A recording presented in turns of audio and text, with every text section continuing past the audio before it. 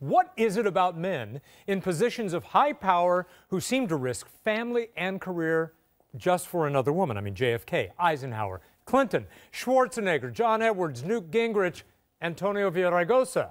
It seems that no matter how smart a man is, no matter how incredibly powerful he is, or how supportive his spouse, the allure of another woman can make him put everything at risk. Joining me to talk about this is licensed marriage therapist and infidelity specialist, Dr. Sheri Meyers. By the way, her book, there she is, by the way, her book, Chatting or Cheating, and I think we have a picture of that, takes an in-depth look at infidelity and how to detect it and how to recover. So what is it, Sheri? And are these men who are in high positions of power just uber men? Well, they're alpha men, they're for alpha sure. Men. There you they're go. risk takers. If they're in power, they're willing to take risks to get there. They are breaking through the bounds, and they probably have a higher level of testosterone than most men. And other chemicals. And definitely other chemicals as Such well. as? But in affairs, that's when our chemicals go crazy. That's where you get additional testosterone. That's where you get dopamine. And for women, that's where you get oxytocin. And with oxytocin, the minute you start kissing, having physical affection and bonding, whether you're married or not, something else takes over.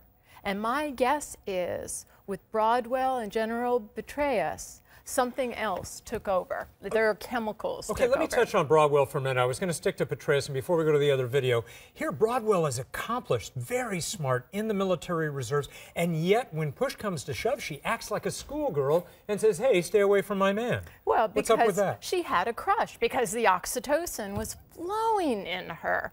And my guess is he may have come to his senses. There's Broadwell, right? And said, sorry, I can't do this. I'm putting everything at risk, and you're beautiful, and I love you, but.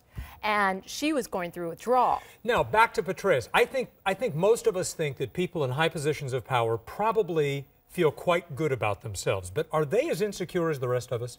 Maybe even sometimes more so? Well, sometimes there's such a vacuum because you're so focused on your career. And he was a dedicated, loyal, if you will, servant of the people. So he may not have been serving his needs. And suddenly this biographer, beautiful woman, comes along and is so into him. Tell me everything about you. And is absolutely fascinated about you.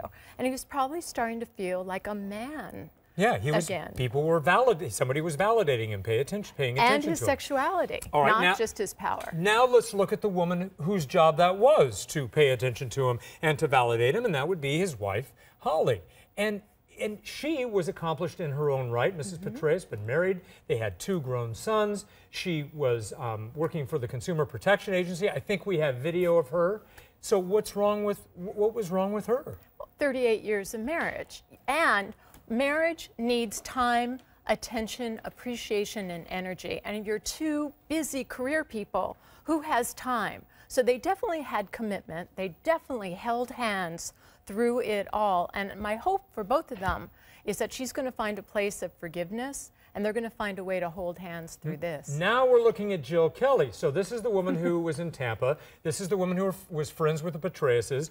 And Broadwell emails Kelly and says, stay away from my guy. Right. Do you suspect that she was involved in this at all? That she was fanning the flames? I don't know, but I have a feeling Broadwell was not necessarily in her right mind at the moment, highly jealous, going through withdrawal, and was just overreacting. All right, now do you have any, by any means, Randy, go kind of take a picture of that for me, would you, Randy? Do you have any personal affiliation with David Petraeus in any way? Well, I met him once. I know. We have a picture together. So.